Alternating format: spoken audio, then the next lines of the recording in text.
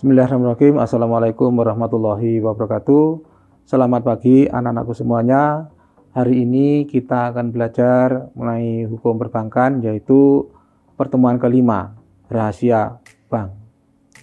Kenapa bank itu harus dirahasiakan? Karena apa? Menurut Undang-Undang Nomor 10 Tahun 1998, rahasia bank adalah segala sesuatu yang berhubungan dengan ketentuan mengenai nasabah. Jadi rahasia bank itu, baik itu alamat, nomor HP, dan identitas semuanya, bank wajib untuk merahasiakannya. Bagaimana bank itu kalau seandainya ada suatu masalah, identitas itu boleh dibuka atau diberikan kepada orang lain. Itu harus terkecuali terlebih dahulu. Ada terkecualinya, yaitu harus mendapatkan izin dari Bank Indonesia. Sebagai contoh, seandainya nasabah itu adalah berurusan dengan kepolisian atau melaksanakan namanya korupsi, maka bank wajib memberikan identitas kepada kejaksaan, kepolisian. Namun harus mendapatkan izin dari Bank Indonesia, ya, dari BI. Nah, penyimpanan dan yang meliputi keterangan-keterangan mengenai keadaan keuangan dan lain-lain, yaitu dari segala macam nasabah yang hanya menggunakan jasa bank. Intinya adalah rahasia bank boleh diberikan kepada orang lain, namun harus mendapatkan persetujuan dari BI itu sendiri. Sekarang sifat dan rahasia bank itu sendiri, terdapat dua teori yang mengatakan bahwa rahasia bank sifatnya mutlak. Ya, mutlak, tidak boleh diberikan kepada siapapun, baik itu keluarga, mau anak, suami, maupun istri, tidak boleh. Selain yang saya sebutkan di atas tadi, boleh diberikan kepada orang lain, namun harus mendapatkan izin dari BI, yaitu untuk keperluan penyidikan, ya, penyidikan maupun penyelidikan. Siapa itu? Yaitu Polri maupun Kejaksaan. Pertama, yaitu teori yang mutlak. Semua keterangan yang terkait nasabah dan keuangannya yang tercatat di bank wajib dirahasiakan tanpa pengecualian dan pembatasan dengan alasan apapun yang oleh siapapun. Apabila terjadi pelanggaran atas kerahasiaan bank, bertanggung jawab penuh atas segala akibatnya. Maka di atas sudah saya jelaskan, mutlak, yaitu tidak boleh diberikan oleh kepada siapapun, baik itu keluarganya, anak, istri, suami, orang tua pun tidak boleh. Yang berhak mengetahui rahasia bank adalah orang itu sendiri, yang tertera di dalam buku simpanan di bank saudara itu sendiri. Ya, itu mutlak. Kedua adalah teori relatif. Ya, teori relatif. Semua keterangan tentang nasabah dan keuangannya yang tercatat di bank wajib dirahasiakan. Ya, wajib dirahasiakan, namanya wajib. Tidak boleh sembarangan mengasih rahasia bank itu sendiri. Kalau terjadi segala sesuatunya, maka bank bertanggung jawab terhadap rahasia bank itu sendiri. Akan tetapi, jika ada alasan yang diperlukan oleh undang-undang, ya, oleh undang-undang, tadi sudah saya jelaskan, untuk keperluan penyidikan yang bersangkutan adalah menyangkut korupsi, gitu ya. Maka rahasia bank itu boleh dibuka kepada pejabat yang berwenang. Sekali lagi, boleh kepada pejabat yang berwenang, yaitu pejabat perpajakan, pejabat penyidik, dan tindak pidana itu sendiri. Yaitu dengan adanya korupsi itu sendiri, maka bank boleh. Namun ingat, harus mendapatkan izin dari BI. Oke, ya. Oke. Konsep rahasia bank dan permasalahannya, ini saya jelaskan bahwa konsep rahasia bank semula ditujukan untuk melindungi nasabah. Akan tetapi seiring perkembangan rahasia bank itu sendiri dapat dikesampingkan apabila terjadi perkembangan terkait kondisi politik dalam negeri dan keadilan sosial, terutama yang menyangkut kejahatan money laundering itu tadi, ya, tentang kelibatan aspek segala korupsi tadi. Maka boleh dibuka, boleh diberikan, namun ingat, harus mendapatkan izin dari BI. Tidak boleh sembarangan seseorang pejabat bank memberikan identitas kepada orang lain. Pertama, ruang lingkup kerahasiaannya, apakah itu ya dari sisi aktifannya ataupun pasifannya.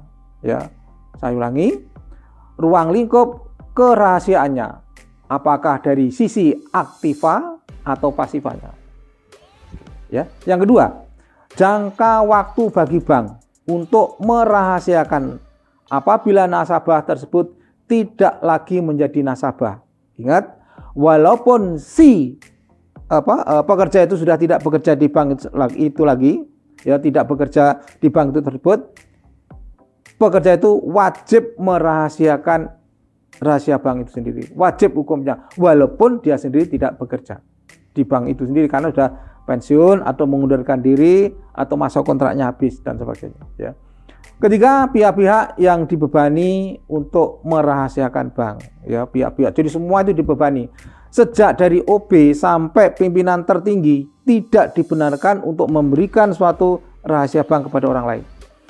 Ya, wajib hukumnya. Jangka waktu berkewajiban merahasiakan itu ya bagi pengurus dari pegawai bank. Tadi sudah saya jelaskan, pegawai sejak dari OB sampai pejabat tertinggi wajib hukumnya tidak boleh memberikan rahasia bank itu sendiri ke siapapun kecuali mendapatkan izin dari Bank Indonesia untuk kepentingan penyidikan maupun penyelidikan. Itu diperbolehkan.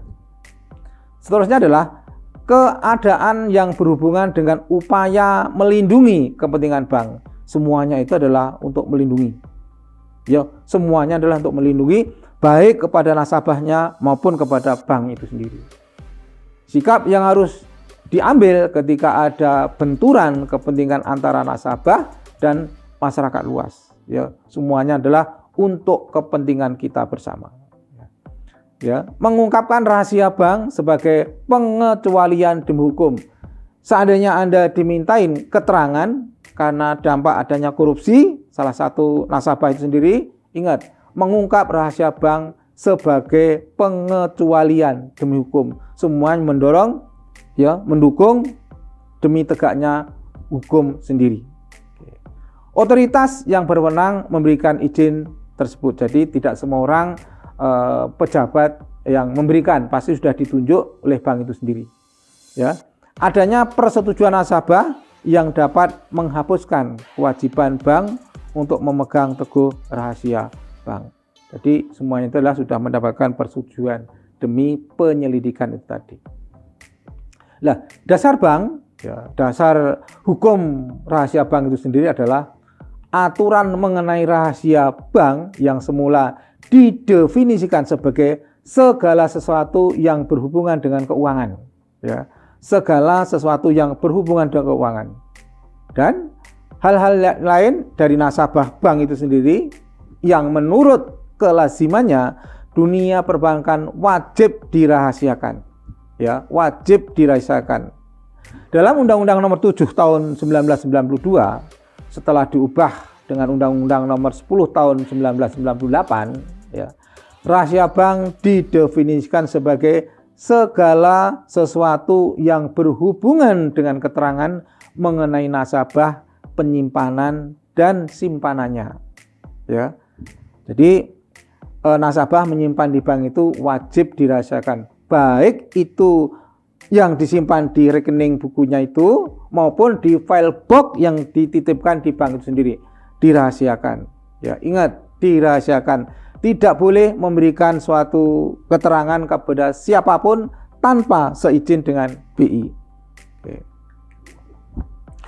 Pengecualian terhadap rahasia bank itu sendiri, ya pasal 40 ayat 1 Undang-Undang Nomor 10 Tahun 1998 tentang perbankan, yaitu pengecualian terhadap bank dapat dilakukan untuk 1. Untuk kepentingan peradilan pidana. Tadi sudah saya sebutkan, itu untuk kepentingan peradilan pidana. Pimpinan Bank Indonesia dapat memberikan izin kepada polisi, ya, pada polisi, jaksa atau hakim untuk memperoleh keterangan dari bank yang mengenai simpanan tersangka atau terdakwa pada bank. Maka ini boleh diungkap. Namun ingat, boleh diungkap harus seizin dengan BI. Karena yang mempunyai kewenangan itu adalah BI. Yang kedua, untuk kepentingan tukar-menukar informasi antar bank dirahasiakannya. Ya. Sekali lagi, untuk kepentingan tukar-menukar informasi antar bank dirahasiakannya. Yaitu informasi bank yang disebut dapat berupa informasi, keadaan atau status, ya, status bank itu sendiri tentunya, untuk melakukan kerjasama atau transaksi. Informasi untuk mencegah penyimpangan, ya, untuk mencegah penyimpangan pengelolaan kredit, dan informasi pasar uang untuk mengetahui tingkat suku bunga dan kondisi likuiditas pasar. Itu adalah yang kedua. Yang ketiga, untuk kepentingan piutang bank, ya, untuk kepentingan piutang bank. Pimpinan Bank Indonesia dapat memberikan izin kepada pejabat Badan Urusan Piutang dan Lelang Negara. Saya ulangi, pimpinan Bank Indonesia dapat memberikan izin kepada pejabat, ya, Badan Urusan Piutang dan Lelang Negara atau BUPLN, ya, untuk memperoleh keterangan dari bank mengenai simpanan nasabah tersebut. Ya. Di pihak urusan piutang dan lelang itu berhak untuk memberikan keterangan mengenai simpanan nasabah debitur. Intinya adalah untuk kelancaran kepentingan penyidikan itu sendiri. Oke. Tindak pidana rahasia bank, ya. Tindak pidana rahasia bank.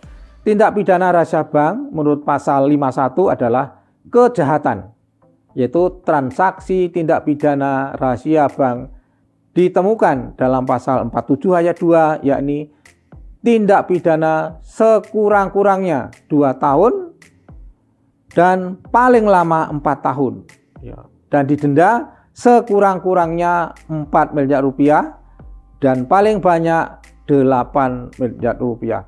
Itulah dendanya segitu tingginya, maka tidak boleh sembarangan untuk memberikan rahasia bank kepada siapapun. Pasal 47 ayat 2 menyebutkan bahwa pihak-pihak yang wajib memegang teguh rahasia bank, anggota Dewan Komisaris Bank, anggota direksi bank, pegawai bank itu sendiri, dan pihak yang terafiliasi lainnya dari bank itu sendiri. Tadi sudah saya sebutkan, sejak dari OB itu sendiri sampai dengan pimpinan tertinggi wajib hukumnya untuk merahasiakan bank. Yang ketiga adalah, yaitu tujuan penerapan ketentuan yang sedemikian adalah untuk menjaga dasar dari kegiatan perbankan tersebut yang berupa kepercayaan masyarakat. Ya, bank percaya kepada masyarakat dan masyarakat berterima kasih kepada bank yang telah mempercayakan uangnya ditabung di bank itu sendiri, dan masyarakat atau nasabah bisa meminjam uang di bank. Itulah saling kepercayaan kedua belah pihak antara bank dan nasabah. Kepercayaan ini, ya, bergantung kepada kemampuan bank untuk menjunjung tinggi dan mematuhi dengan teguh rahasia bank. Cukup sekian yang saya sampaikan. Mudah-mudahan materi yang saya berikan bermanfaat kepada anak-anakku semuanya. Akhirul kalam, assalamualaikum warahmatullahi wabarakatuh.